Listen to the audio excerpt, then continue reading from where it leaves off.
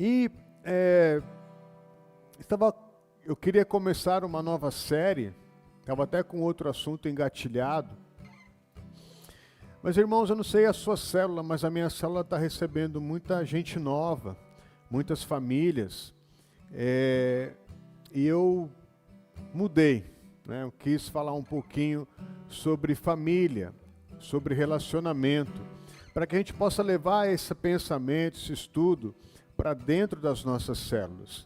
E também, com a realização do encontro com Deus, a probabilidade dessas pessoas se aproximarem da igreja, estarem mais próximas, buscando caminhar com a gente, buscando uma célula, ela fica cada vez maior.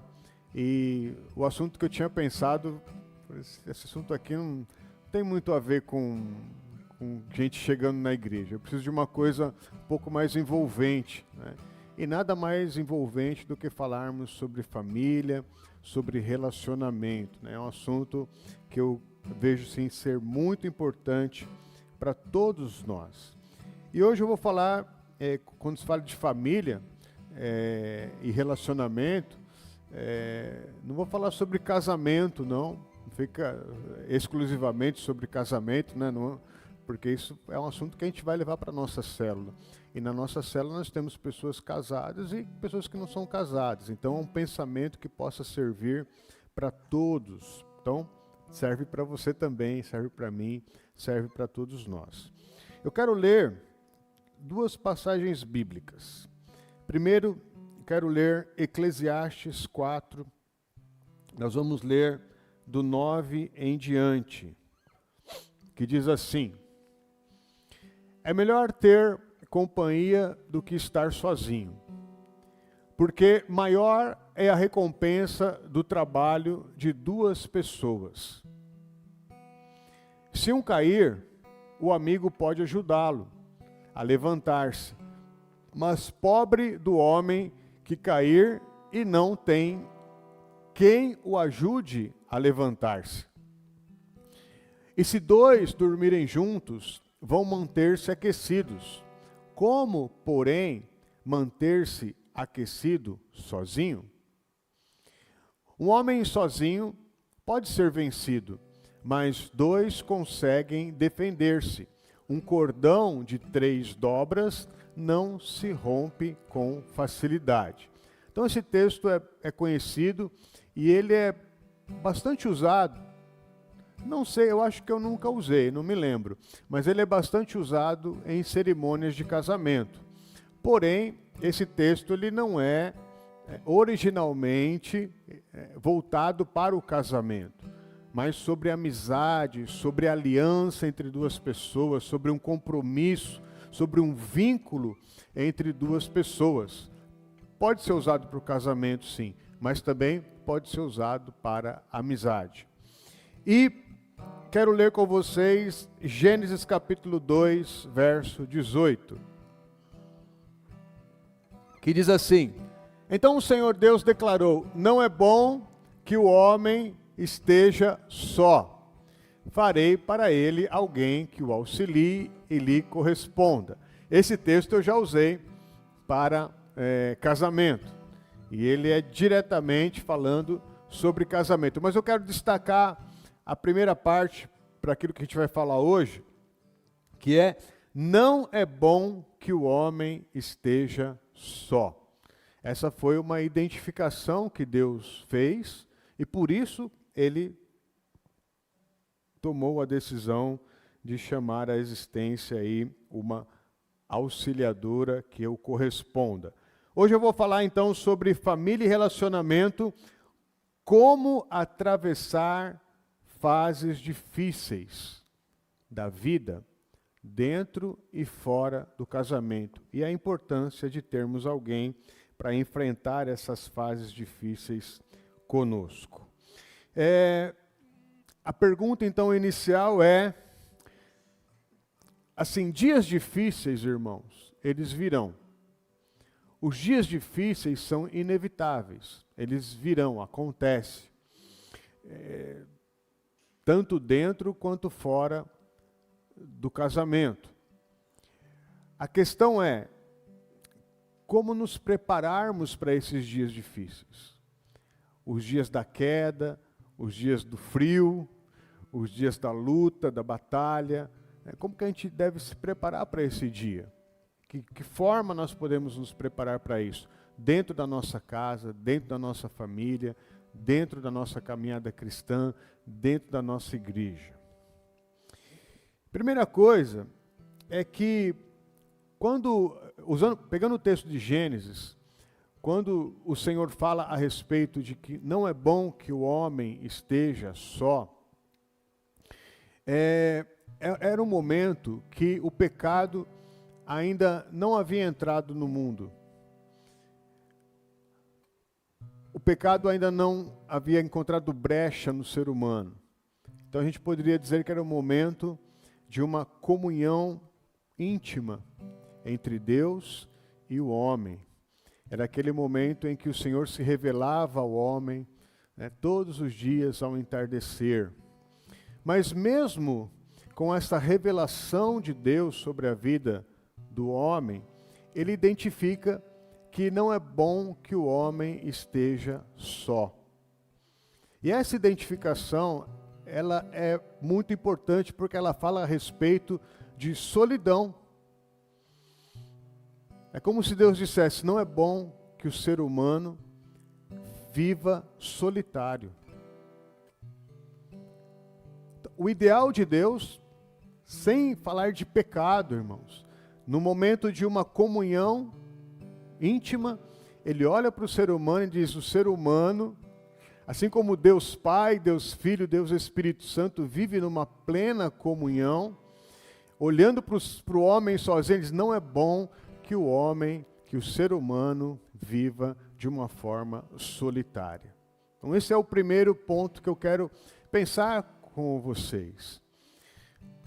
Porque talvez alguns de nós tenham uma tendência de se aquietar, se esconder, se isolar, ficar fechado, sozinho, tentando resolver as suas questões pessoais. Mas desde a origem do ser humano, Deus está falando, o homem, o ser humano, não foi criado por mim, porque ele é o Criador, para andar sozinho, para andar solitariamente, para andar na solidão. Isso não é bom. A gente precisa entender isso. Por mais que a sua tendência seja estar sozinho, isso não é bom para nós. Se nosso Deus está falando isso, é porque não é bom. E a solução do texto que a gente leu é o casamento. Dessa solução direta é o casamento. É uma esposa ajudadora que o corresponda para que eles tenham então uma união. É a aliança, mais forte que existe na face da terra. Porém, irmãos, não é a única aliança. Não é a única resposta. Na Bíblia nós vamos ver, como nós vimos no texto de Eclesiastes, que existem outras respostas para a solidão e não apenas o casamento. Porque senão o ser humano, a gente poderia pensar, o ser humano então só é completo quando está dentro do casamento? A Bíblia vai mostrar que não. O nosso próprio Senhor Jesus, ele nunca se casou. E ele vivia numa aliança com os discípulos, numa aliança com a igreja que ele estava formando, numa aliança de plenitude de comunhão com o Espírito Santo, com o Pai. O apóstolo Paulo, no seu ministério, ele não era casado. Ele chega a dizer, eu gostaria que todos fossem como eu. Então, a questão de Paulo não ter casado, não estar num casamento, não o desabilitava, pelo contrário, potencializava a vida dele para viver numa aliança com Deus, numa aliança com a missão, numa aliança com a igreja, com a obra que ele estava implantando. Ele diz, eu gostaria que todos fossem como eu, né, e tivessem esse nível de compromisso com as coisas de Deus. É importante a gente dizer isso, irmãos, porque às vezes parece que a única solução de alegria, de felicidade, de satisfação, de plenitude, ou seja lá do que for que se pinte, é o casamento. Mas nós podemos ver que na própria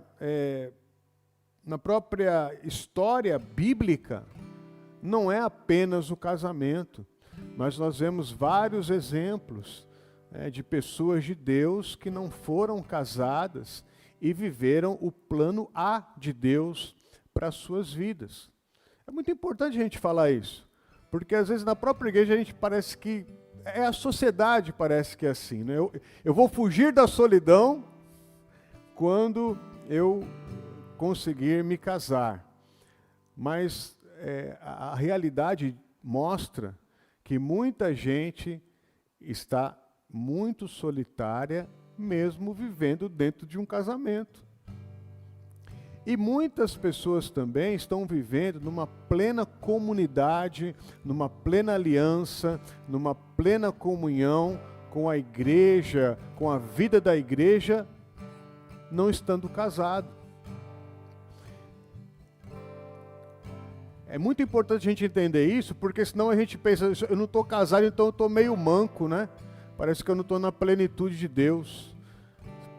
Eu não estou casado, eu ainda não encontrei a minha metade para me completar. Isso eu já falei nos casamentos, né? Falei, não, se você não é, você tem que ser pleno no Senhor, para poder, né, manifestar a graça do Senhor sobre a vida das pessoas que estão ao seu redor, sobre a sua esposa, sobre o seu marido. Se você tenta se completar no outro, é porque você ainda não tem plenitude em Deus. Nós temos plenitude no Senhor. E no Senhor, né, nós podemos sim caminhar sozinhos. Então, o problema é, não podemos viver de forma solitária. O casamento é uma das soluções, mas não é a única. É por isso que a igreja é tão importante. É por isso que a vida em comunidade é tão importante. É por isso que servir ao Senhor com um grupo de pessoas que têm a mesma paixão que a gente tem é tão importante. É por isso que o trabalho da célula, onde a gente vai desenvolvendo aquela amizade que vai se tornando uma família da fé, onde um ajuda o outro, apoia, caminha junto, conhece a história, ora, visita, come junto, é tão importante. É por isso que a caminhada do discipulado, das amizades que se desenvolvem dentro da igreja, são tão importantes, irmãos. Porque Deus não quer que o ser humano ande sozinho. Amém? Tem uma história de uma mulher chamada Henrietta Mears.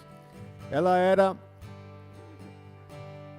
uma serva do Senhor no século passado, e ela dedicou toda a sua vida a cuidar de jovens, adolescentes, jovens, a cuidar, a influenciar, a discipular, a ensinar a Bíblia, a pastorear de uma certa forma gerações e gerações de jovens da sua igreja.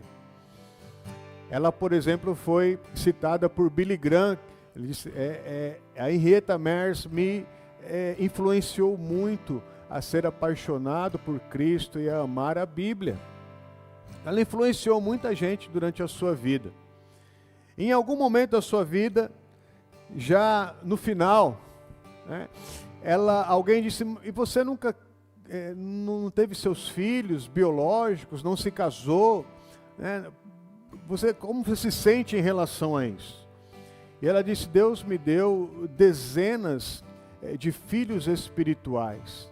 Eu vivi o tempo todo vinculada a esses irmãos em Cristo. Para mim, era o chamado que Deus me deu. E essa era a plenitude, né, para a minha vida. Isso era a resposta de Deus para a minha vida. Então, a gente tem que entender aqui que a sua vida, né, não nega a ideia que sem o casamento a vida fica incompleta. Mas se nós estivermos dentro da promessa de Deus para a nossa vida, a vida de fato será completa. Não é apenas, né, o casamento que é uma resposta de Deus para as nossas vidas. A vocação não é uma segunda opção, é sempre uma primeira opção de Deus para nós. Dito isso, irmãos, eu quero agora falar um pouco sobre o texto de Eclesiastes.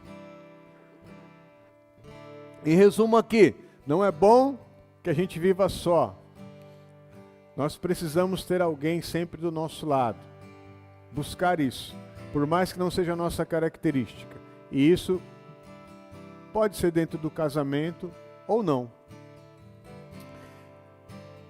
O texto de Eclesiastes diz: se um cair, o outro ajudará a levantar-se.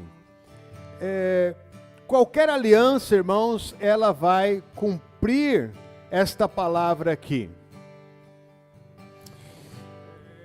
Quando há uma queda, e ela acontece, ela é inevitável.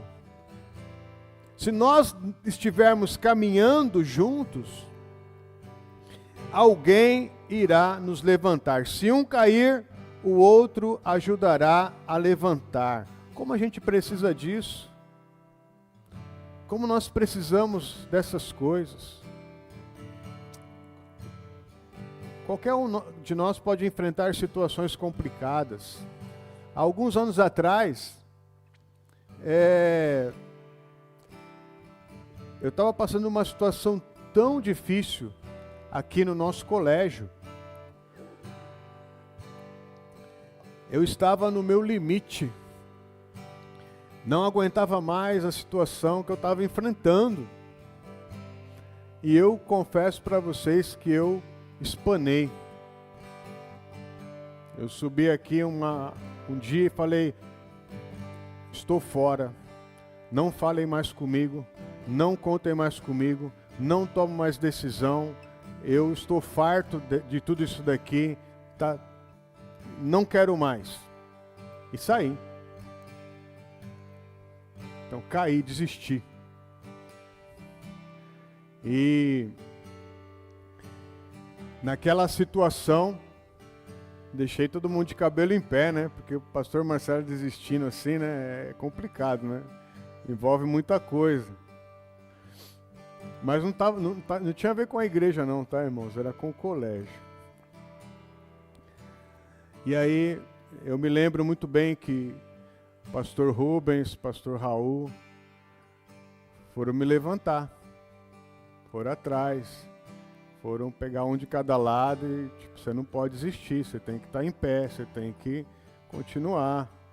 Vamos dar um jeito nisso, né? Vamos resolver. O que a gente pode fazer para te ajudar, né? E tá aí. Continuei, né? Estou continuando até hoje. Mas a queda ela pode acontecer com qualquer um. E aonde está a aliança? Aonde está a amizade? Aonde está a liberdade para que isso possa acontecer? A humildade necessária, né? Para que a gente possa caminhar junto e um está podendo apoiar o outro, ajudando, estendendo a mão, apoiando na hora. Já pensou se a gente cai e não tem ninguém para estender a mão? Ninguém para ajudar? Ninguém para poder contar ali, para dar o apoio na hora da dificuldade? Por isso é tão importante, irmãos, a gente andar em comunidade. Mais uma vez eu insisto. Conhecer e ser conhecido. Abrir a nossa vida, ser simples, sincero, verdadeiro. Dar acesso às pessoas. Por mais que a gente não tenha uma característica assim. A gente não consegue enfrentar a vida sozinho. O que estiver só e cair, não terá quem o ajude a levantar. Então o alvo da Bíblia é: você não pode ficar sozinho, você não pode caminhar sozinho. A solidão é o antepasso do fracasso. A solidão é o antepasso de uma queda e ninguém vai estar ali para te levantar. Se você estiver sozinho, é fatal. O ser humano não foi criado para caminhar sozinho. Por isso Deus sempre proveu e sempre proverá uma aliança. E essa aliança é sim o casamento, mas também essa aliança é a igreja. É por isso que a ceia do Senhor, ela sempre vai trazer à memória a importância que é estarmos na igreja. Nós somos aliançados com a igreja, firmados na igreja. Se estamos dentro de um casamento, nós temos que entender que o casamento, ele é firmado na base de uma aliança e não de um contrato civil. Porque se eu entro num casamento, ou eu vivo num casamento, pensando, processando que ele é um contrato, eu já tenho uma predisposição de, se algo errado acontecer, se tiver algo difícil demais acontecendo, se tiver algo que eu não estiver suportando mais que aconteça, eu posso rasgar o contrato e posso ir embora.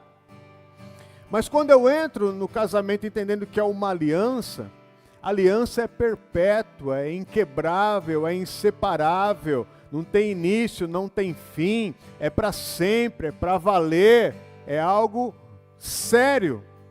Não tiro a aliança e vou embora.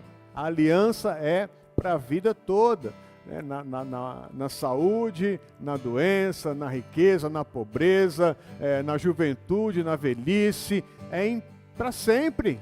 Isso é aliança. E a gente tem que entender que a igreja também é essa aliança. Não é um contrato. A coisa não está boa na igreja, está difícil, está complicada. Então eu rasgo o contrato e vou embora.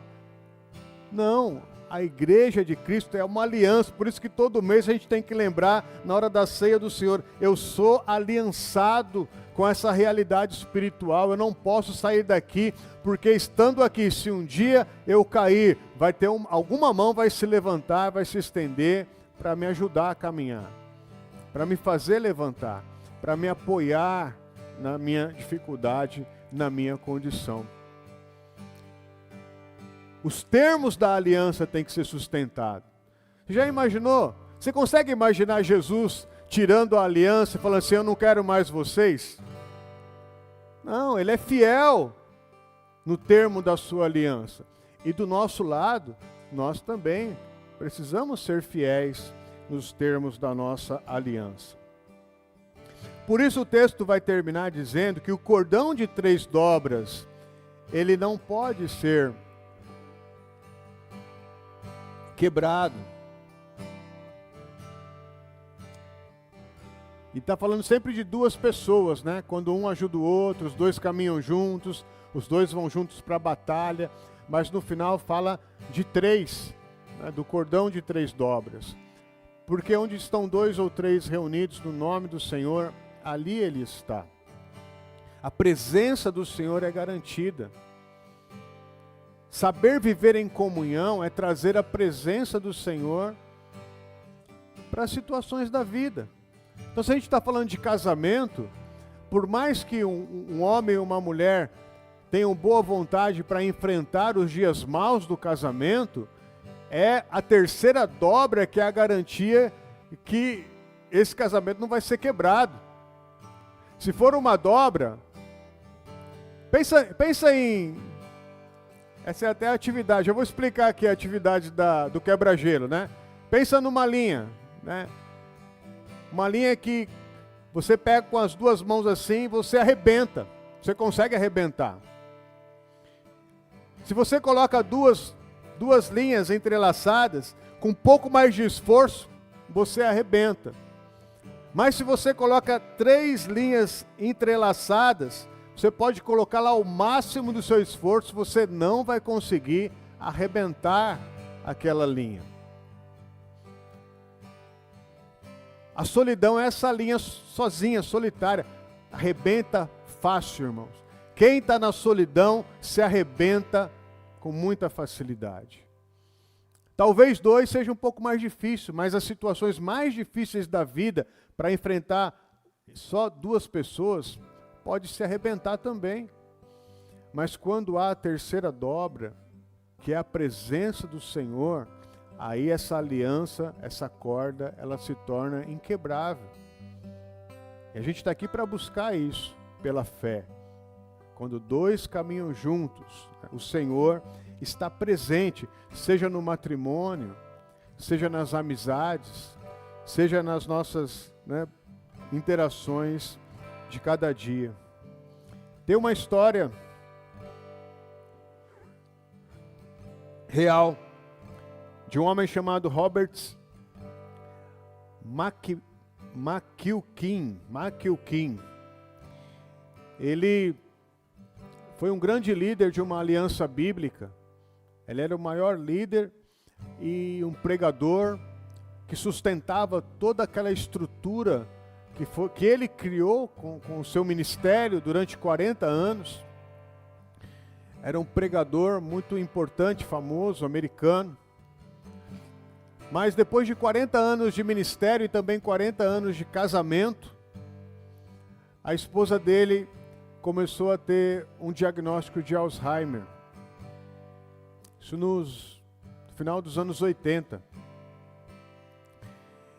E ele então escreveu para essa associação que ele representava, esse conglomerado de igrejas, pastores e ministérios, pedindo desligamento, dizendo: eu estou me desligando do ministério, porque agora eu quero me dedicar à minha esposa. Durante 40 anos ela se dedicou para sustentar, cuidar de mim, para que eu pudesse desenvolver o meu trabalho, mas agora ela precisa de mim. E a promessa que eu fiz lá no início do casamento, que eu iria cuidar dela, na saúde e na doença, agora Deus está me dando a oportunidade e o privilégio de cumprir. E eu vou cumprir. Então ele se desliga, de fato, do seu trabalho e vai cuidar da sua esposa. Ele cuida durante 12 anos da vida da sua esposa, até ela falecer. Ele cuidou dela até o último dia. E ele dizia: é um privilégio, porque aqui eu entendo cada vez mais o valor da nossa aliança. E o valor da aliança que Deus tem com as nossas vidas. Um exemplo de uma aliança profunda. Eu falei para você, não sei, talvez vocês não estavam aqui, mas eu falei no culto do domingo à noite,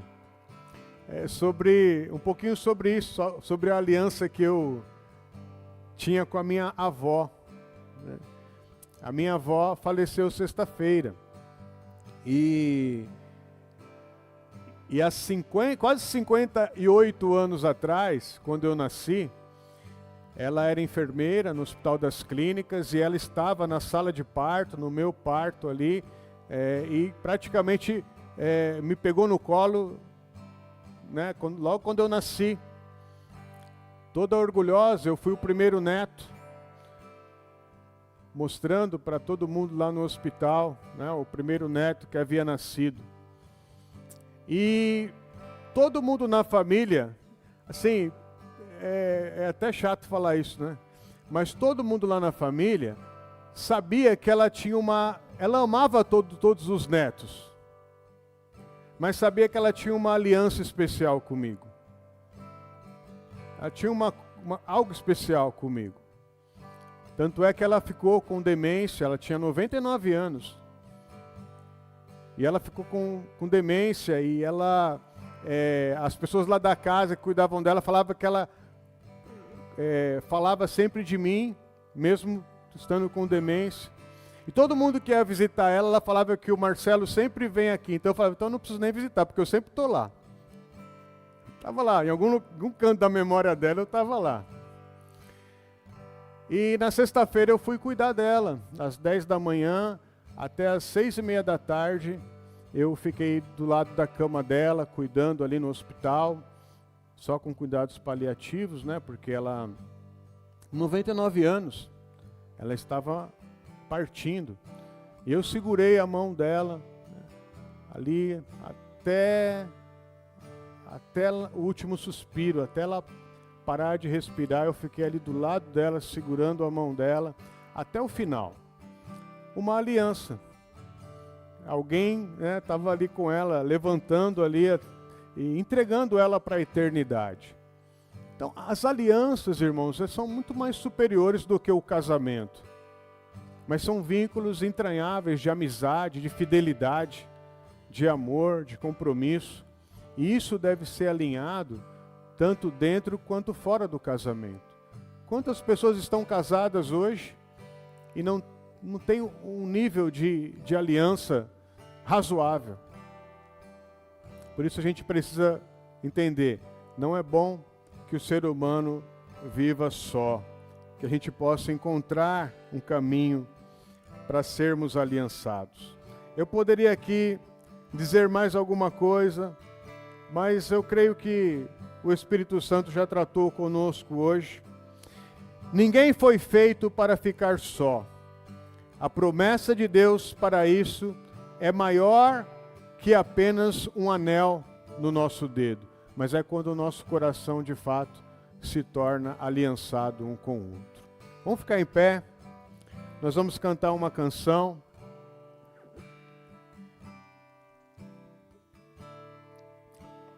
Depois nós vamos orar.